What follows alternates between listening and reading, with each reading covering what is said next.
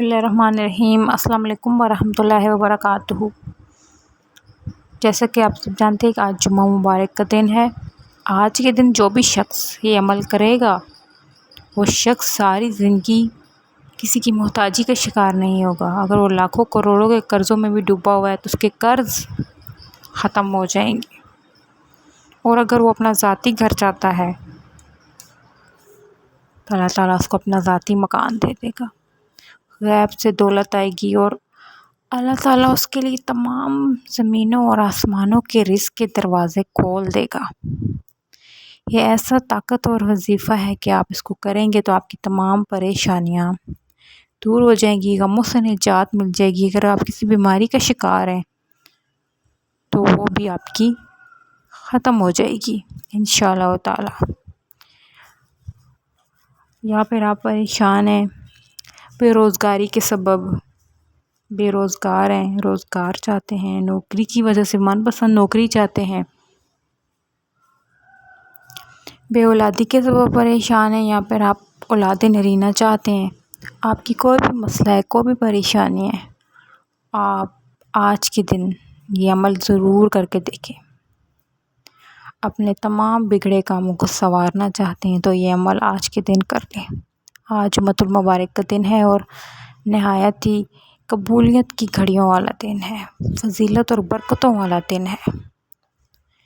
اس دن بھی اگر آپ اس وظیفے سے محروم رہ جاؤ گے تو اس میں آپ کی بہت بڑی بدقسمتی ہے۔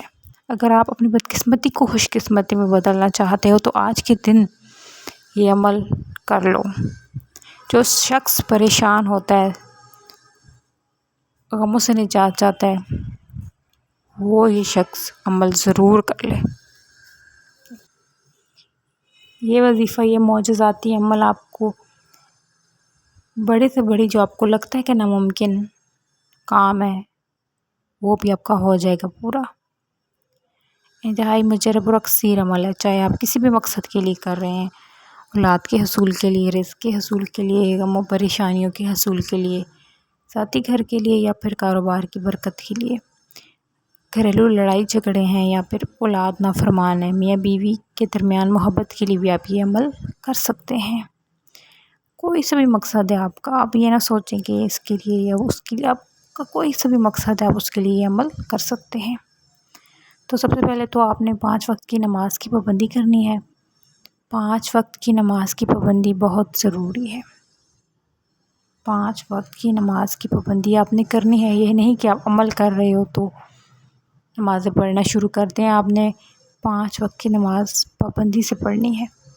اس کے علاوہ آپ نے کثرت سے استغفر اللہ، استغفار، مختصر سا الفاظ ہیں لیکن ان کا جو وزن ہے اور ان کے جو فضیلت ہے وہ بیان نہیں کی جا سکتی، اتنی زیادہ ہے۔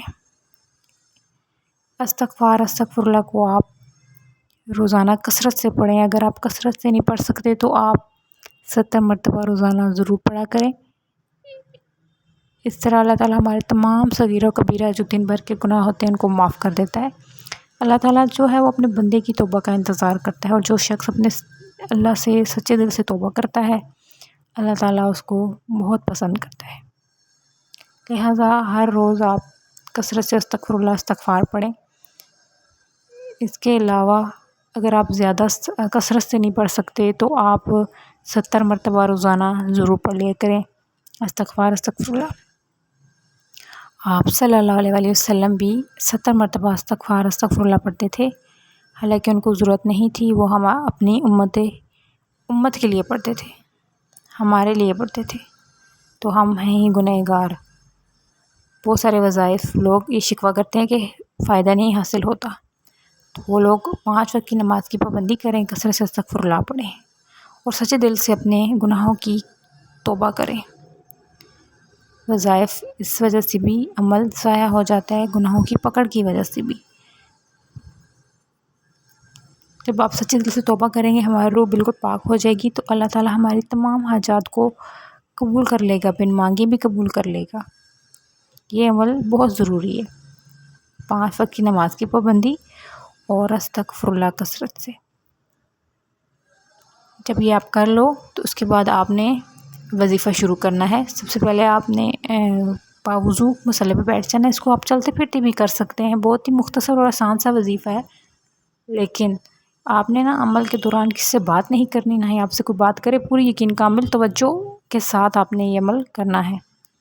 سب سے پہلے آپ نے اعوذ باللہ من الشیطان الرجیم بسم اللہ الرحمن الرحیم پڑھتے ہی اپنے مقصد کی نیت کر لینی ہے۔ اگر آپ بے روزگار ہو، روزگار چاہتے ہو، اچھا اس کے لیے کر سکتے ہو۔ اگر آمدنی کم ہے تو آمدنی میں اضافے کے لیے بھی کر سکتے ہیں۔ رزق و دولت سے مالا مال ہونا چاہتے ہو تو اس کے لیے بھی کر سکتے ہیں۔ اولاد کے لیے، بے اولادی کے لیے، کوئی سے بھی مقصد، ہر انسان کا الگ مقصد ہے، ہر جائز مقصد کے لیے آپ کر سکتے ہیں۔ اعوذ باللہ من الشیطان الرجیم بسم اللہ الرحمن الرحیم پڑھتے ہی اپنے مقصد کی نیت کر لینی ہے۔ نیت کرنے کے بعد آپ نے جو سب سے پہلا عمل کرنا ہے وہ ہے اللہ تعالیٰ کا یہ ذاتی نام۔ اللہ تعالیٰ کا یہ ذاتی نام سے پہلے اللہ تعالیٰ کے آپ نے 3 مرتبہ درود ابراہیمی پڑھ لینا ہے۔ 3 دفعہ درود ابراہیمی پڑھ لینا ہے۔ جب 3 دفعہ درود ابراہیمی پڑھ لو تو اس کے بعد آپ نے یہ وظیفہ شروع کرنا ہے۔ پہلے بسم اللہ الرحمن الرحیم پڑھ کے نیت کی، اس کے بعد آپ نے 3 دفعہ درود پڑھا، پھر آپ نے وظیفے کا پہلا عمل شروع کرنا ہے۔ پہلا عمل ہے اللہ تعالیٰ کا یہ ذاتی نام، یا اللہ یا اللہ یا اللہ۔ جو بھی شخص اللہ تعالیٰ کو یا اللہ کہہ کے پکارتا ہے، یا اللہ پڑھتا ہے، تو اللہ تعالیٰ اپنے فرشتوں سے فرماتا ہے کہ فرشتوں کون بندہ ہے جو مجھے پکار رہا ہے۔ جب فرشتے اس کا نام پیش کرتے ہیں تو اللہ تعالیٰ اس سے فرماتا ہے فرشتوں اس کی تمام حاجات کو پورا کر دو، اس کے لیے رزق کے دروازے کھول دو، اللہ کو اللہ کے نام سے پکارو۔ یہاں آپ نے یا اللہ یا اللہ یا اللہ کو آپ اپنے انداز میں اسی طرح آرام سے توجہ کے ساتھ اپنے دائیں ہاتھ کی انگلیوں پہ 7 مرتبہ پڑھنا ہے، صرف اور صرف 7 مرتبہ۔ جب یا اللہ 7 مرتبہ پڑھ لو تو اس کے بعد جو عمل کرنا ہے وہ ہے اللہ تعالیٰ کا صفاتی نام، یا کریم یا کریم یا کریم۔ اللہ تعالیٰ کے اس صفاتی نام کو آپ نے 11 مرتبہ پڑھ لینا ہے اپنے دائیں ہاتھ کی انگلیوں پہ۔ جب آپ یا کریمہ پڑھ لو، اس کے بعد آپ نے جو پڑھنی ہے آیت کریمہ، اس آیت کریمہ کو جو بھی شخص پڑھتا ہے اس کی بڑی سے بڑی مشکل غموں سے نجات مل جاتی ہے۔ اس کی اگر ناممکن مشکل بھی ہے اس مشکل سے وہ نکل آتا ہے۔ مشکلات کا حل ہے یہ آیت کریمہ، بارہا آزمودہ ہے۔ جو بھی شخص اگر اس کو لگتا ہے کہ ناممکن مشکل غم میں گھرا ہوا ہوں تو وہ یہ آیت کریمہ کا ورد اپنی زبان پہ جاری رکھے، انشاءاللہ تعالیٰ اس کی مشکلات ساری ختم ہو جائیں گی، اسے پتہ بھی نہیں چلے گا۔